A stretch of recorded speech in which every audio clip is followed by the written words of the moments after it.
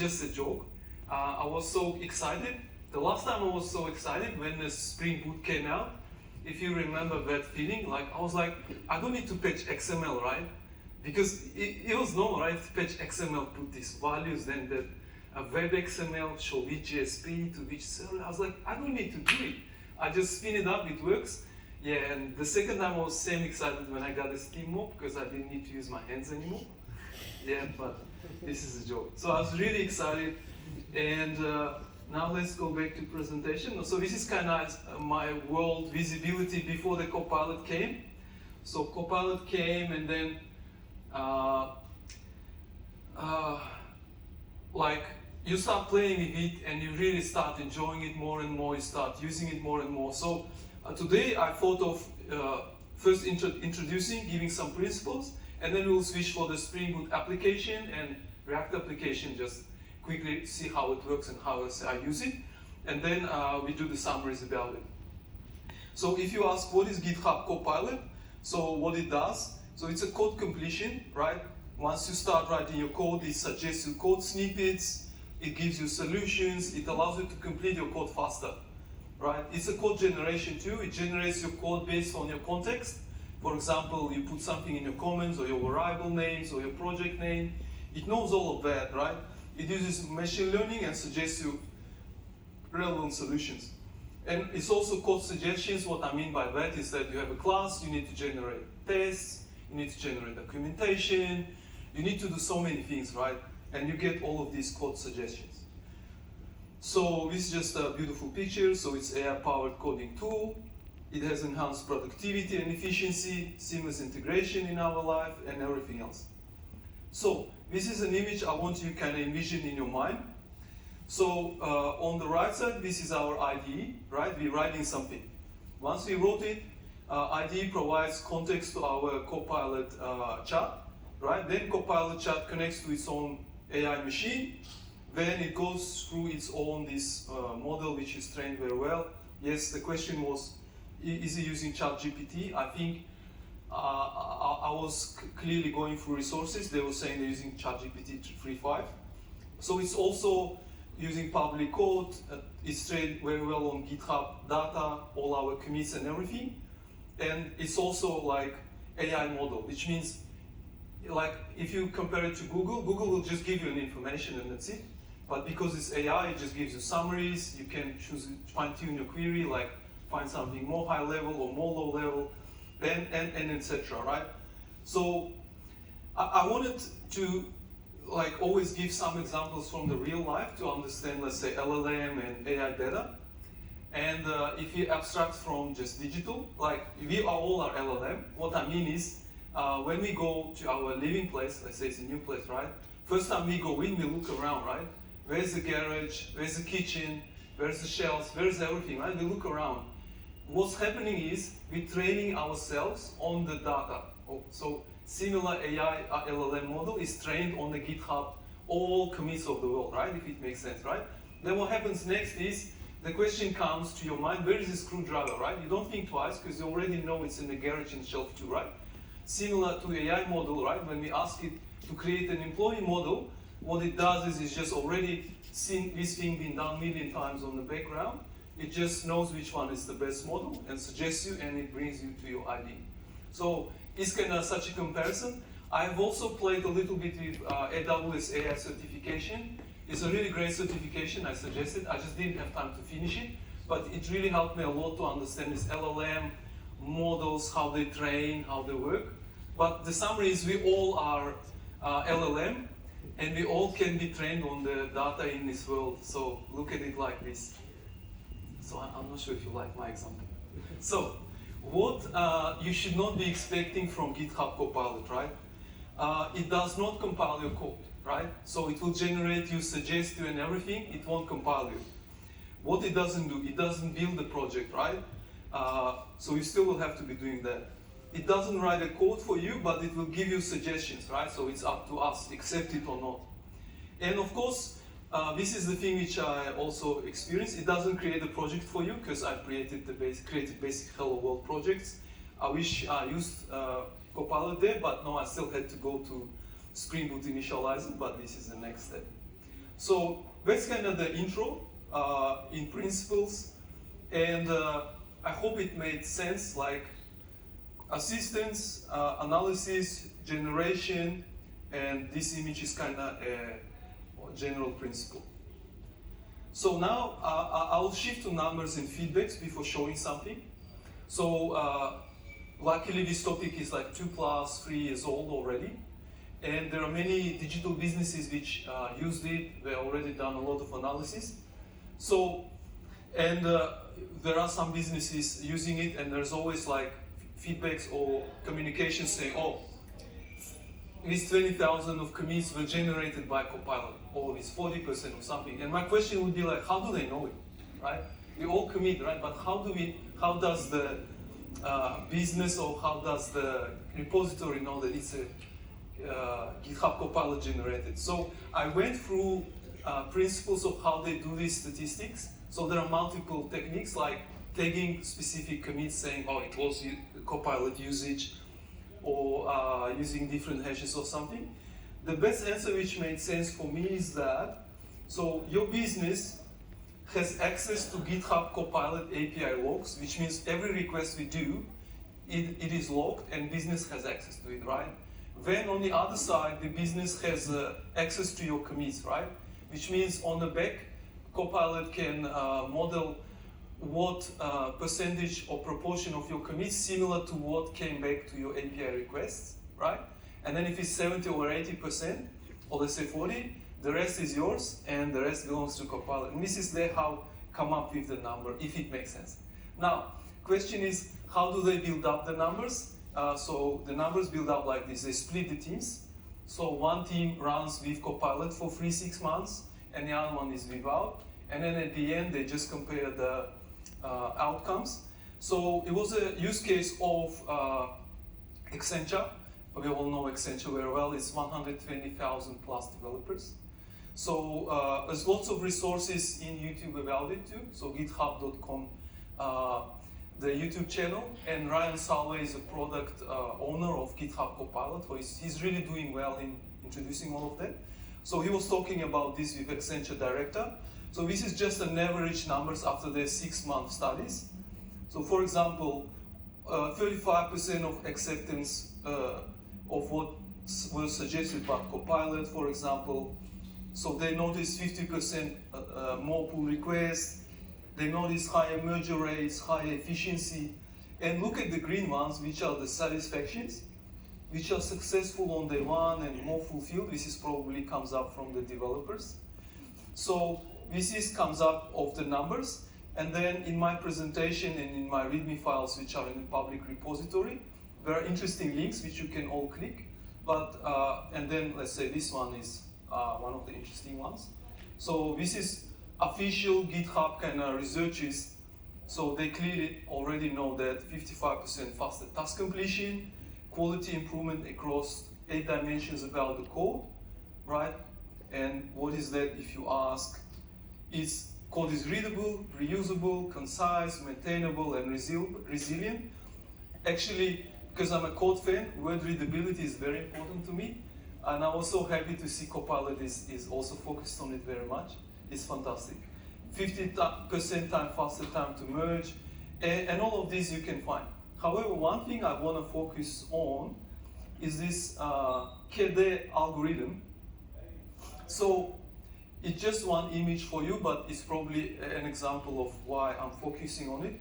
So KDE is knowledge discovery efficiency, right? It's also scientific. So this image will tell you a lot of things. I'll make it a bit bigger. What it means is when we start our task, we are somewhere here. We don't know yet what should we do. Should we use regex?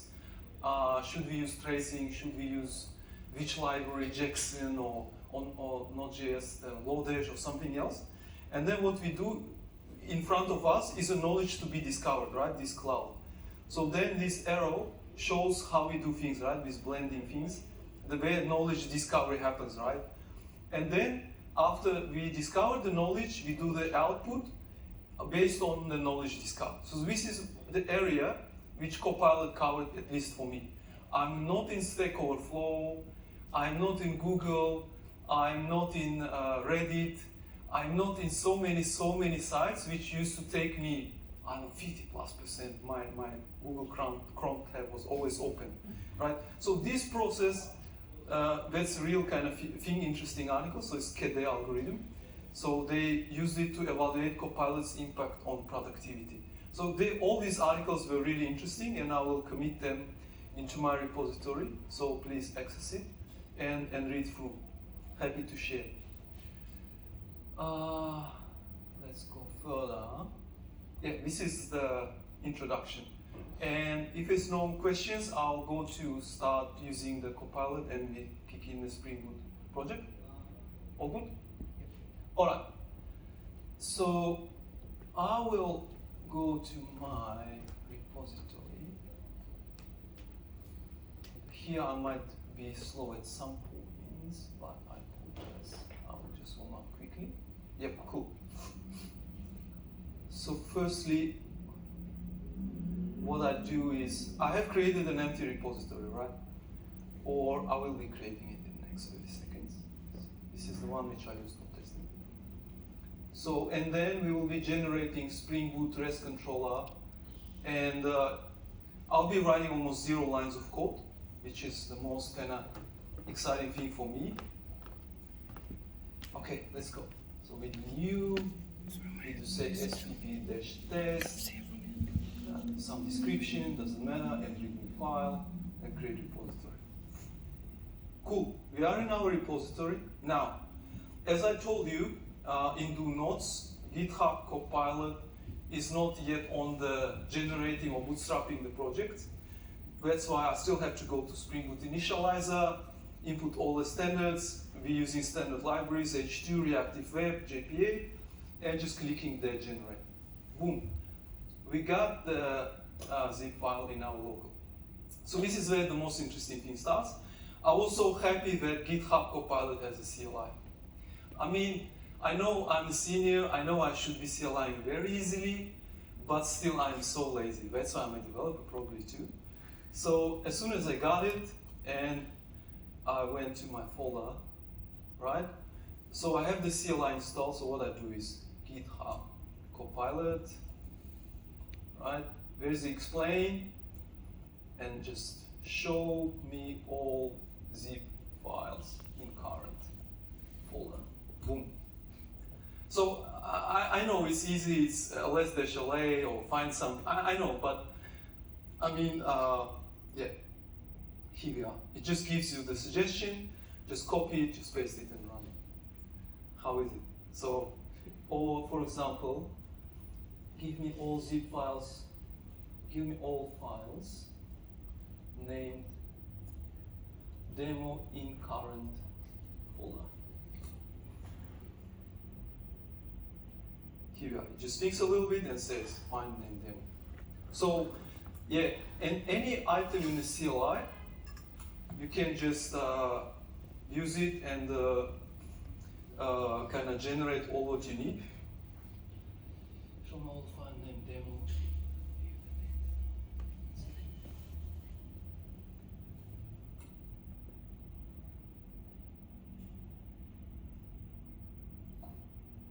So ls-la. So here is our demo zip file. I'll try to copy to my projects. Demo. Yep.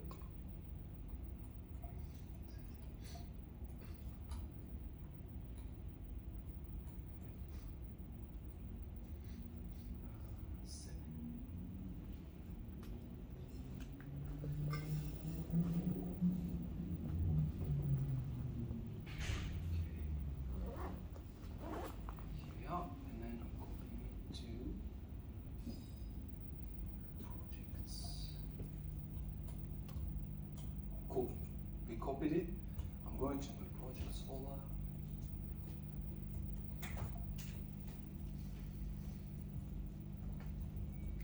Okay.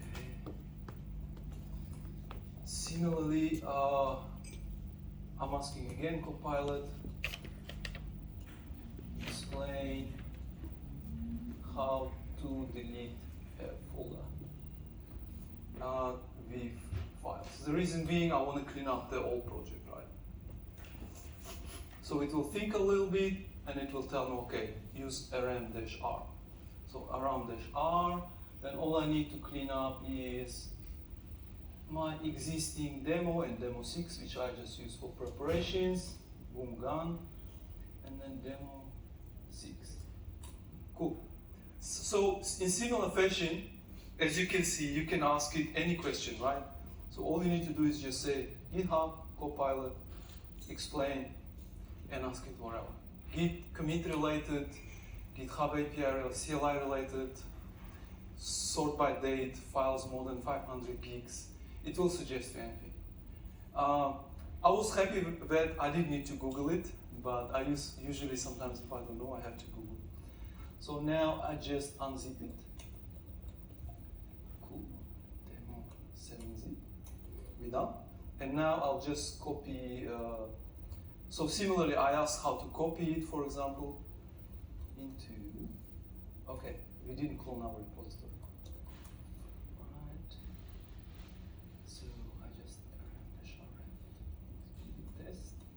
So now we are about to clone the repository. And yep. Do clone. Here we are. So it's the hardest part of the project, honestly. And after that, it just was so smooth and easy. So now I'm copying everything from my demo folder into my Spring Boot test folder. Okay, that's now. Okay, cool. We got it.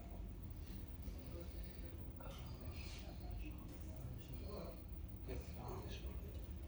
We got it. Fantastic. So, opening it in IntelliJ. I think I got it open. Close it. Have some hints open. Okay, go to my projects, SPB test. So here we are, we've got it up running. Let the Gradle dependencies download a little bit. This is kind of the only part which was kind of a little bit manual. But other than that, just let's test it, for example, what it does. Let's do clean, let's do build. And once it finishes, let's do the boot run. Cool, we good, we up, we started, everything. Life is beautiful. So usually before Copilot, it would be another article searching in Google. But now, just, yes, we can just open Copilot chat and keep going. If you don't mind, I'll have my cheat sheet open. So the first thing I asked is, can you create me a reactive controller in this project? Here we are. I will clean the history to keep it clean. Delete it, please. Yep. I already know what it's gonna do, so I'll go to source, main, Java, and then I'll just say new package called web. Our code is already there. All I'll need to do is just create this class. And then just, oops, sorry. Yep. Here we are. Then we just copy it and just paste it. That's it. I didn't write any lines of code. Everything is up and we can start it up. So we can test it in Postman straight away. So check the flags. Here we are, it's all working. Check the model. As you notice, I didn't open any URLs. I didn't struggle in Google, Stock Overflow, nowhere. Cool, we're flying. What is next? I asked it to create a standard Pojo class, and it did. So it's a total application, right? Let's stop it, open the chart, let's go. In parallel, I will go to the package and just say model. I need to write clean code. So it generated me a code, right? And as you see it using JavaX persistence. Because I already practiced it and all the latest Spring Data JPA and Java 21, they're using Jakarta persistence. so the compilations would fail. This is where I'm coming to that when you ask something from GitHub Copilot, it fails, feel free to tune your context. Edit more context, ask it more, and I'll show you that, for example, after I failed the compilation, I said to him, no, please, can you do me a Spring Data JPA class?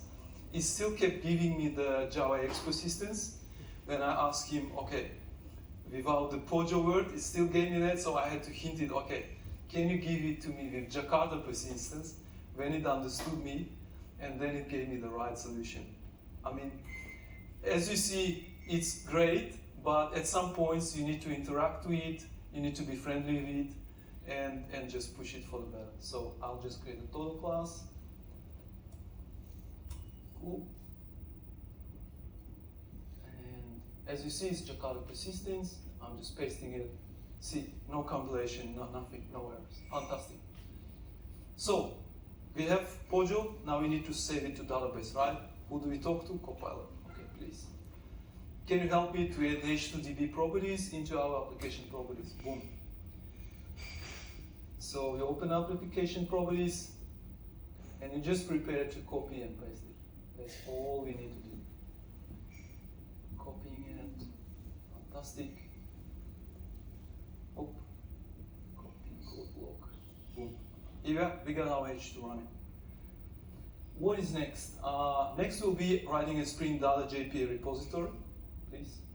And of course, we're gonna ask Copilot to do it, not us. Who else, right? So we're gonna do the repository package.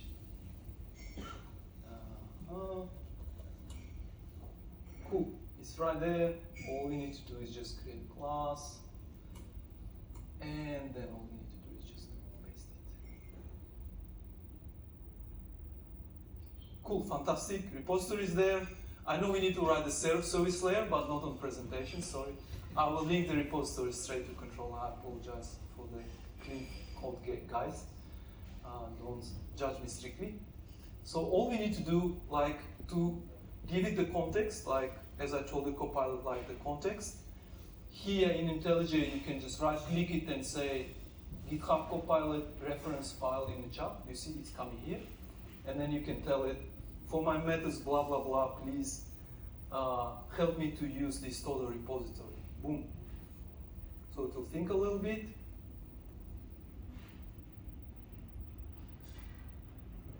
It will tell you the principles of how you should auto-wire it, this and that. You can read it through anytime, and eventually it will give you the result. Here we are.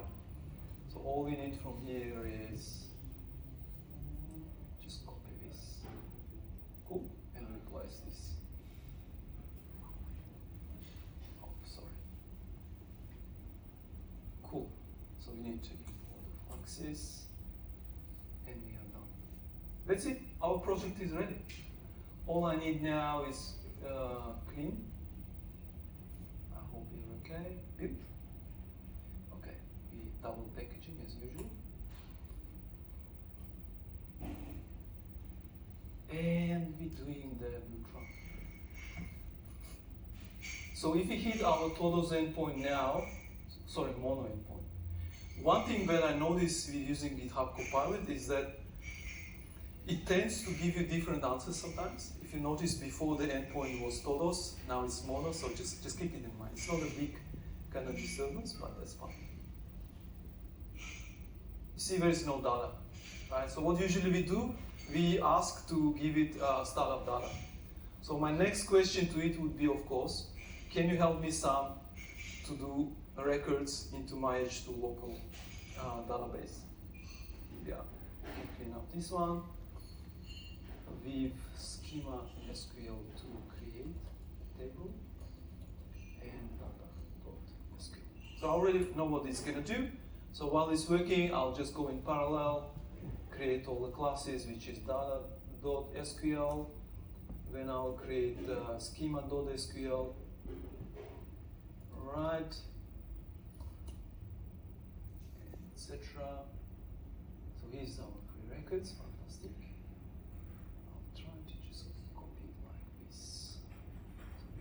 Data.sql, just paste it, great. Then it should generate as a schema SQL. I hope it did. No, we didn't. Then we can just say please. Or we can run without the schema, it's going to throw an exception. And as you can see, when you run it without table created, it's going to throw this exception. You can still ask Copilot to explain it. So please generate me a schema SQL file for Todo object.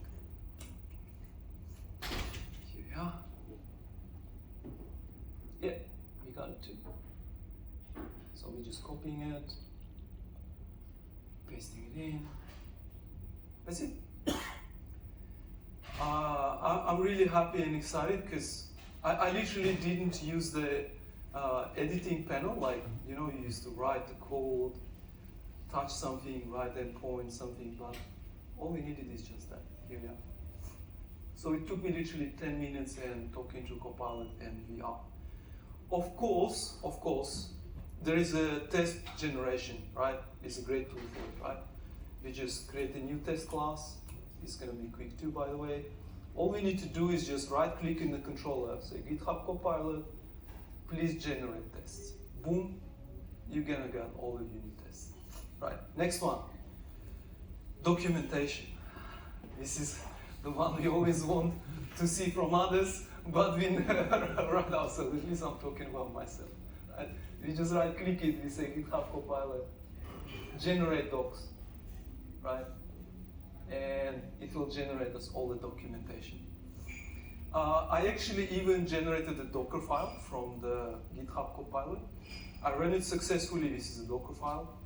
So when it's asked me to, when I ask the Docker file, it sometimes gives you the images which can't be fetched from the Docker public repositories. So you will still have to push it up here and there. So then I Googled a little bit. Overall, it's a nice experience. We got it running. And now all we need to do, I stopped it. So overall we are up. This is the backend part. I hope we are okay, and I can switch quickly for around 2 minutes for React front-end side. Good? Cool, fantastic. We're running on localhost 8080. The Monos endpoint is there, the data is coming. Now, okay, React. So, once I use something, I always have another question, how it works in another, like, IDE or in another way, and I thought, I can use Microsoft Visual Studio, so of course. And interestingly, I found that Copilot plugin for Studio is a little bit more functional, and here I won't be even typing anything. So similarly, we just get ls-a. So we just remove all, do I have the React test? No, I don't. Cool. So I just go to the repository, I just clone it, and it's going to be blazing quick, like 2 minutes, I promise. So we do git clone, here we are. So we go to our Visual Studio, we open the folder, we just say, please pick up the React test. It's empty now, as you can see. I didn't practice the front-end part, interestingly, like heavily, but it should be very easy. So the best part which I liked in Visual Studio is that I can talk to it. This is what I was missing in IntelliJ. I had to type right here. All I need to do is just say,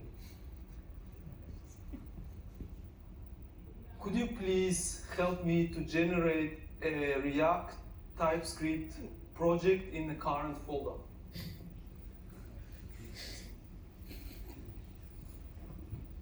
Right? Easy. How is it? That's all I need. Do you remember your times like go to Google, go to Stack Overflow? No, just tell it. Oh, sorry? When you say,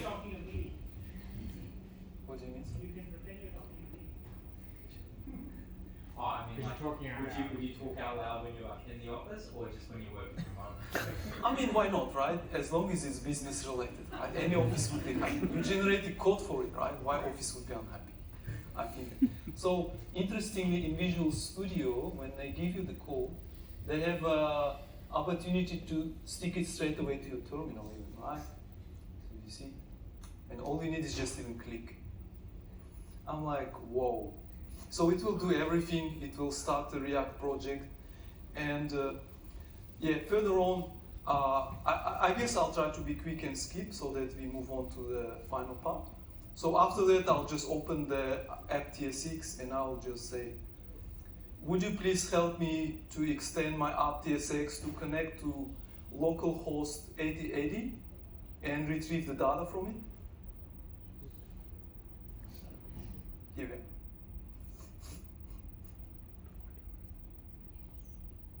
So we are 8080. Here we are. Let's just give us everything. Okay, so it literally for now generated me the function. What I can do is here is I can just do Command I, and then maybe I better go to chat and say, right. So here in VS Code we have a command called workspace. You see, workspace means everything in your code, which is what I was missing in IntelliJ. Like in the Spring Boot project, if you noticed, let's go back. Right, I go to Copilot and I say, which DB I use in this project? It will not be able to tell me. It just doesn't know. Unless you kind of feed it the context, yada yada and yada yada, it will start giving you the suggestion. It picked up it from the history, but if there is no history, it would tell you, I don't know. As simple as that, right? So in VS Code, this workspace, what it does is, it tells you the workspace, which is our project, is a context for all our questions, right? So I'll say workspace, please, we can still use macros. Can you extend me my app TSX file to connect to localhost 8080? Here we are. So now it should understand that I want to extend just straight away from here and not just give me some foreign function. And similarly, we build a Docker file. So when I was building the Docker file, instead of giving me just npm package startup, it was giving me nginx. Probably because it's the most built up package. As you can see, right? It gave me this connection. All of this, it works fine. Yep. So similarly, in the Docker file, so there's always something, if you see it and it fails, just fine tune it and move on. So that was about the building it. And I'm just trying to remember if something is left. Okay, I showed you the workspace. Okay, yeah, related to the workspace. So first of all, let's copy paste it. Let's be quick and see if it runs first of all. We'll have to do the npm install. And then I'll do npm run.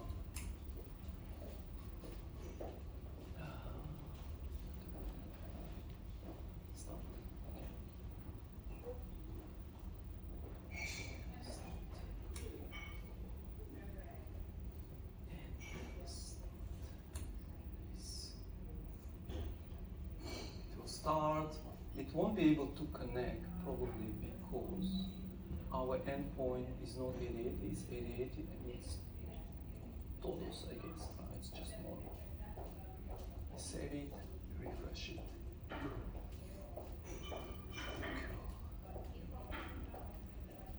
Something is failing as usual. It's definitely not my fault, it's Copilot's fault. I'll wrap the front end side from there, although I still wanted to return you back to the workspace part. So as you can see here, when I ask it a question, like now I don't even need to open the code. That's the biggest thing I like, because during the day, I open like 20 projects. And in each of them, I need to look at something. Like this, that's so time consuming and energy consuming. Now I just can open it, say workspace, do I connect to any local host in this project? Boom, that's it. All I need to do is just this. It will analyze your project. It will tell you, are you doing anything there? Are you using it? Yeah, here we are, please. Here we are. It gives you all the information, where is it used, in which class, why. Similarly, you can ask which library you're using, which database you're connecting, anything. Just ask it the question, yourself drink coffee. Isn't this it's beautiful? Okay, so that will wrap building the upside. And now I'll try to do a bit of a summary. So for summary, I think I was planning to have a look with you guys at this, let's start with the slideshow. So we saw how the workspace annotation is used in Visual Studio Code, right? I think it's very beautiful, I liked it very much. So in this GitHub Copilot, you hear multiple words like workspaces, code spaces. What is that? So one workspace we already saw, it's annotation in your IDE. Where is the workspaces? This is a feature which is in beta. I will be more telling about it than showing. So the idea of the workspaces is making the digital project building available for product owners, for anyone. So usually you'll go to GitHub, create a task, and ask the Copilot execute the task. That's it. You can even tell it just do it in React or in Node.js, and it will do it. And it's in beta somewhere, it's being tested. Isn't this, it's just fantastic because more and more people can start building tools. So that's the idea of the workspaces. However, I can show you the code spaces. Code spaces is something which in your GitHub repository, right, which is what we're committing, you can just, literally it's a virtual machine, right? It will start up your environment. Let's say you are Spring Boot Node.js or Node.js project there. It will start it up and it will give you the IDE and you can share the link with your friend, you can code. You're literally doing nothing. It's happening in the GitHub repository side, so you can see code spaces. Just create code space on main, boom. So after 2 minutes, you got the code space running. You don't need even any IDE. I think they're trying to push it hard for mobile so that people even on mobile can do something. You can do pair programming together. So literally underneath it, if you go to code spaces, you can see that it started a virtual machine. See, 2 core, 16 gigs, and etc. So it's gonna have its own pace, and this is the templates of the code spaces machines it can start on the back. I tried to start up the Java machine, but it was a bit complex, and I gave up, but overall you can do it. That's what the code spaces is, and related to workspaces we discussed. I think that's one thing to wrap up. I just want to show you how we did it. Yeah, you see? This is where we are, this is my code base. I didn't commit, that's why I don't see the files, but otherwise I could just simply in the web, terminal, code, whatever you want. So the next one would be Copilot plugins. Yes, that's another interesting topic. In my repository, in my README, there is a links to all the videos and all of the things I'm talking about. So when we're talking about plugins, what do we mean? So now we know that this image is there, right? It's in our mind. It's fantastic. We know that there is LLM. Okay, finishing. So now, 2 minutes. 2 minutes. Now we also have plugins to Atlassian, right? Every day we deal with Confluence. Every day we deal with Jira, right?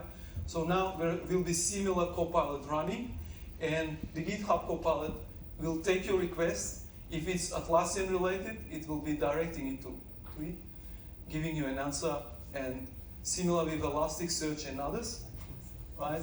And then the summary, I will put my last slide and finish on that. Okay, future trends. I try to summarize everything from the views till my experience, right? So what do you think the future is with this Copilot? I think these 5 items we'll just discuss. Entry-level job requirements, I think, will increase because you have to understand now, no one will be hiring you for writing unit tests, right? Because Copilot is doing it, like writing documentation. So you have to understand logically from the business standpoint that entry level is going to get higher. I think for senior engineers, we'll be expected to know more than one language. Let's say if you know Java, JS, and TypeScript, plus you might be required to know it as an expert. I personally can't wait till robotics business grows up and becomes available. And what it's missing is a lot of code and a lot of data analysis. Maybe Copilot it will help. I need a robot in the kitchen. I need a self-assistant robot. I wish they are available, right? So I also think that us as a developers, I brought this diagram for you. So only this blue bar is our development. We'll be required to go deeper in our business. Let's say do more SRE, do more product, do more QA, because all these basics are already held by the cloud. And the most critical question is, will AI take away our jobs? My answer is, of course, no. But using Copilot will require you becoming more expert, which means certifications, self-learning, others, and others. But yeah, future is bright. Thank you.